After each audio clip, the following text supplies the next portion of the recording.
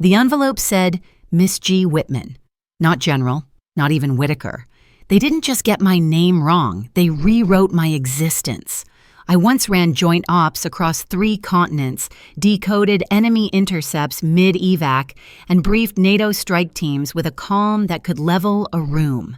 But here I was, standing in my kitchen, staring at a gold-foiled invitation that made me feel like a +1 in my own family. It wasn't the wrong title that stung the most. It was the font. Loopy cursive, the kind you find on discount sympathy cards. The kind that says, we had to send something, just not to someone who mattered. I didn't open it right away. I stood there, still in my training boots, dirt from the morning drills flaking onto the tile. I'd just finished a 12-hour debrief. My hair was still pulled tight, my uniform jacket draped over the back of a chair. Eventually, I flipped it open. One clean slice across the flap. Habit. Always open with control. That's what we're taught. Don't rip into anything unless you know what's inside. Inside was thick cardstock, a watercolor vineyard sketch at the top. Lena Whitaker and Alec Rhodes invite you to celebrate their engagement. Saturday, 5 p.m., at the Whitaker estate. Formal garden attire. We can't wait to celebrate with those who matter most. That line. Those who matter most. The heir left the room without asking. No handwritten note. No grace, we're so glad you're coming. Just a monogram. L&A. As if initials could cover for absence. I didn't cry. I didn't curse. I called Sarah. She picked up on the first ring. They used the wrong name again, I said. My voice didn't shake, but my jaw did. They didn't forget, she replied. They erased. I let that sit. Like a round, chambered, but not yet fired. She was right. My parents weren't careless. They were consistent. Lena got garden lights and monogrammed wine glasses. I got a typo and an address near the garage. And a role to play, just like always. But this time, I wasn't playing it. This wasn't going to be another quiet visit where I poured wine and let them talk over me. No. If they wanted to rewrite me as a footnote, they should have used disappearing ink. Because even a quiet woman can leave behind a loud revenge story. And mine? It started with an envelope. The hallway of my childhood home smelled the same. Lemon oil, polished wood, and the kind of silence that wasn't peaceful, just managed. I hadn't been back in over a year. Not since the last family gathering where Dad introduced me as, Our Grace works with numbers or something. Logistics? And handed me a tray. Like I was the caterer. This time, I told myself it wouldn't bother me. I even believed it, until I saw the wall of photos. Gold-framed pride lined up from floor to ceiling. Lena's kindergarten spelling bee. Lena's first tennis trophy. Lena in her valedictorian sash, mid-speech, like the world had been waiting for her to speak. I scanned them, out of curiosity at first, then slower. Where was I? Then I saw it, tucked halfway down the wall, Lena's college graduation. She was front and center, radiant in crimson, arms lifted in celebration, Dad beside her, hand on her shoulder, Mom beaming, and in the far corner, barely visible, a half shoulder, a blur of brown hair, me. Not invited to the photo, just happened to be in the frame. I leaned closer, as if squinting would bring me back into the picture. But the truth is, I was never in it to begin with. That's when it hits hardest, doesn't it? Not when they yell, but when they crop you out. I know a lot of you watching have your own version of that photo. Maybe you were the blurred face at the birthday party, or the name skipped on the group chat. If that ever happened to you, tell me. Tell me where you were when you realized you were just optional. Drop it in the comments. I'm listening. I turned from the wall and walked to the old guest room. The one near the garage. The door creaked the same way it used to, like it didn't want to open. Inside, everything looked untouched, except one drawer, slightly ajar. I pulled it open and paused. A cracked hairbrush, a few faded cards, a velvet ribbon, and then, folded inside a cloth napkin, a bracelet, silver, with a compass charm, my initials still faint on the clasp. I'd lost it when I was 10. I cried for days. Dad told me I probably dropped it at camp, but here it was, bent, tarnished, Hidden. They didn't throw it away, they just hid it. I sat down slowly, bracelet in my palm. My throat tightened, not with anger, something quieter, sadder. They didn't erase me with violence. They did it with labels, with silence, with, "You don't belong in this picture." And worst of all, I let them, until now. I arrived early. Not because I was excited, because I knew what was coming. If you've ever walked into a house where you're expected to work but not be seen, you know that silence that meets you at the door. Not cold, just polished, sanitized. The Whitaker estate looked like it had been airbrushed, the kind of place where even the lavender hedges stood at attention. Lena's fiance's car wasn't in the driveway yet, just staff and vendors moving quietly, efficiently. Inside, everything shimmered. Marble floors, crystal vases, and that very specific brand of rich people, quiet, pleasant on the surface, judgment just beneath. Mom found me first. "Oh, Grace, you came. How brave of you." Brave? Like I'd parachuted into a war zone. I smiled. Small. Controlled. "I came early. Figured I could help." She handed me a clipboard. "The florist is late. Could you help Lena finish the centerpieces? You're good with logistics." There it was. Not strategy, not command, logistics.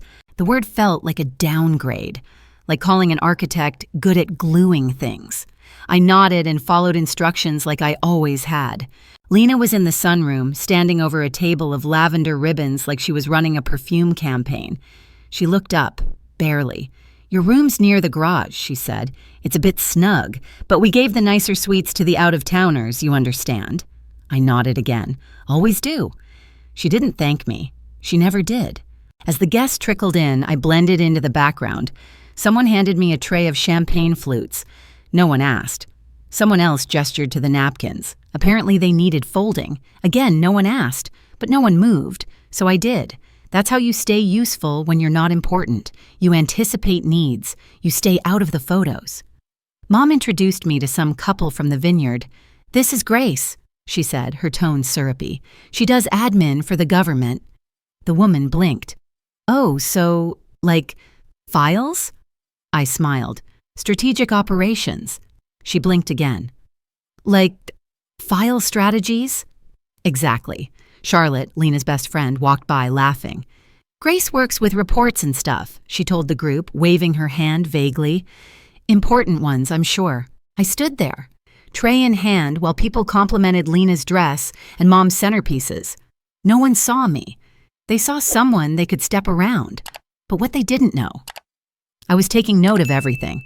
The guest list, the speeches, the photographers, the seating order. They thought I was background. But I wasn't furniture. Furniture doesn't remember. I do. And when the moment comes, I'll know exactly where to stand so they can't crop me out this time. The attic was colder than I remembered. Maybe it was the air. Maybe it was the weight of memories packed into cardboard boxes with Sharpie labels like Christmas Lena, trophies, and way in the back, Grace, junk. Not photos, not memorabilia. Junk. I crouched next to it, dust brushing my knees. The cardboard gave way with a soft crackle, like even it didn't want to be opened again. Inside, a faded sketch I drew at 15, a red ribbon from a school music contest I barely remember entering, and near the bottom, folded carefully, a field report. I paused. My initials were on it. G. Whitaker, Cold Rain, Tactical Simulation Brief, year 2017. I remembered it. God, I remembered writing it. Back then, I wasn't a general yet, just a lead analyst pulled into field rotation after a drone relay failed mid-op in Kandahar. 3 soldiers lost. I blame myself for hesitating, for not flagging a phrase buried in static-laced intercepts, so I wrote the report anyway. Not because someone asked, because I had to. Then I buried it, thought it didn't matter. But here it was, kept all these years like it almost meant something. And on page 3, in red ink, underlined twice, "This saved us." My throat tightened. The handwriting wasn't mine. It was fast, sharp, slanted, military, deliberate. I'd seen that hand before, across mission briefs and roster memos. Alec Rhodes, Lena's fiance, the man everyone toasted tonight with glasses held high and eyes full of admiration, had written this. I sat back on my heels. He knew, not just who I was, but what I'd done. He didn't learn it tonight. He remembered it. He carried that page. He'd kept it. I pulled out my phone. My hands were shaking now, not from fear, from clarity. I scrolled to Sarah, hit call. She answered on the second ring. I was wondering when you'd find it. It's him, I said. He's the one. It's his handwriting. Yes, she replied softly. He knew all along. That report saved his squad, Grace. I didn't answer right away. There was something sharp and steady building in my chest. Not pride, not anger. Something deeper, like the moment before a storm breaks. I looked back at the box, at the files, at the word junk written above my name. They didn't know what they had, or maybe worse. They knew and tried to keep it hidden anyway. But now someone outside this house saw it, and not just saw, respected it, carried it, owed his life to it. And that was when I knew. They couldn't crop me out this time, because I'd already taken root in someone else's story. And tomorrow, when the toasts began, they'd find out. I wasn't just in the room. I built the strategy that kept it standing. The dining room shimmered. Polished mahogany table, gold-rimmed plates, chandeliers throwing warm light across linen napkins folded like origami, the kind of elegance meant to impress and intimidate. My seat? Near the serving door, just close enough to pass the butter, just far enough to be excluded from every toast. Perfect. Lena stood at the head of the table, radiant in sage silk, hand on Alec's shoulder like she was accepting an award. Mom dabbed her eyes with a linen napkin she probably pre-perfumed. Dad looked at Alec like he'd just secured a merger. Everyone else leaned in, waiting for their moment to compliment themselves. Then came the toasts. Mom went first. Lena has always been our light, she began, voice soft, rehearsed. She brings people together, from the playground to the boardroom. Dad followed. And Alec, he chuckled, you found yourself a Whitaker woman. You'll never need to check a calendar again. Laughter rippled. Polite, shallow. And, of course, Mom added, glancing my way like an afterthought, Grace helped with the logistics. She's always been good at organizing. Organizing? Like I'm a human clipboard. Someone near the end of the table asked, Wait, Grace, what do you do again? Like military admin? I took a sip of water. I design battlefield operations, I said evenly. Forks paused midair, then resumed. Charlotte, the family friend with the perfect teeth, laughed lightly. Well, maybe you can help plan Lena's honeymoon. Laughter again, light, easy, cutting. But Alec didn't laugh. He stood, slow, deliberate, glass in one hand. The room went quiet, not from volume, but from presence. He cleared his throat. Before dessert, if I may. All eyes turned. Lena looked confused, smiling, expecting a sweet story or a proposal redo. Alec didn't smile. I want to acknowledge someone in this room, someone whose work saved lives, including mine. Lena's smile twitched. Mom tilted her head, already preparing a compliment. Alec turned toward me. General Whitaker, I failed to salute you earlier. Forgive me. And then, he did. A full, formal, crisp salute. No irony, no drama, just recognition. The silence fractured. Like glass under pressure. Mom's wine glass slipped from her fingers and shattered. Dad's fork clattered. Someone at the far end whispered, She's a general? Another man, retired Navy I now realized, stood and saluted. Then a third. I didn't rise. I didn't cry. I reached slowly into my coat pocket and placed something on the table. The report. Cold Rain. The one from the attic. I slid it toward Dad. This is what your secretary writes, I said.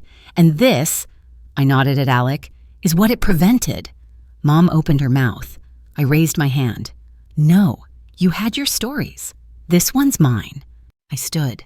Not for ceremony, for space. You didn't forget me, I said calmly. You just refused to look. And now? You can't look away. No one touched dessert. The room sat in still silence, not out of fear, out of recognition, and maybe, just maybe, regret. I didn't slam the door. I didn't need to. The house was quiet when I crossed the marble foyer, quiet in that hollow post-party way. Laughter had died, forks untouched, napkins still folded. The wine glasses were only half empty, like people forgot what they were supposed to be celebrating. Mom hovered by the hallway mirror. She didn't speak, just clutched a cloth napkin like it could cover the fact that her version of the story had cracked open. Lena stood behind her, mouth parted, hair no longer perfect. Alec joined me near the front door. He wasn't in uniform, but the way he stood, spine straight, hands still, eyes clear, you'd think he was reporting for duty. He reached into his jacket pocket and pulled out a slim folder. Not leather, no official seal, just clean, careful, deliberate. He offered it to me. "The original," he said. "Your report. Cold rain. Your signature's on page 9. I thought, you might want it. For the next student." I didn't answer right away. I took it and nodded. Behind him, the door opened. Sarah walked in, quiet as always, coat still damp from the outside air. She didn't say anything, just nodded once, like she always did. Like she knew this wasn't triumph, this was alignment. Mom finally stepped forward. "Grace, I turned my head slightly. "Not tonight." She stopped. And this time, for once, she obeyed. Outside, the wind had picked up. The porch light flickered overhead, just enough to cast everything in soft shadow. At the base of the steps, Sarah opened the car door. Alec didn't follow. He just raised 2 fingers to his temple, a respectful farewell. I got in. We didn't speak at first, just the hum of tires on wet pavement, the occasional squeak of windshield wipers. I rested the report on my lap. It felt heavier now, like proof finally given shape. At a red light, Sarah glanced over. "You good?" I exhaled slowly. They tried to make me feel small, like I should be grateful for any space at all. And now? Now I know. I was never too small. They were just too committed to pretending. The next morning, I opened my inbox. One email stood out. Subject, lecture confirmation, West Point Military Academy course. Title, Strategic Leadership and Emotional Intelligence Under Fire. They asked if I could begin next quarter. I replied with one line, "Gladly, I've been ready." Weeks later, I stood in front of a room full of cadets. Young, sharp-eyed, stiff uniforms and clipped pens. I told them this. Visibility is not validation. Earned truth doesn't beg to be seen. But once it is, don't let them look away. When class ended, a girl stayed behind. Her name tag read Cadet Mason. She handed me a folded slip of paper. Inside she'd written, "For the general who taught me that silence can be strength, but so can standing up." That night I pinned her note above my desk, right under the cold rain report. Not framed, not lit, just present, like I finally was. And now I'll ask you this. Have you ever been the one cropped out of the photo?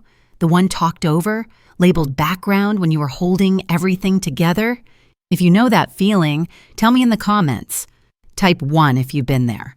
Type 2 if you're done being silent. I read every single one. This story wasn't just for me. It's for all of us who were told we were less and proved we were everything. We didn't need the spotlight. We were the strategy behind it.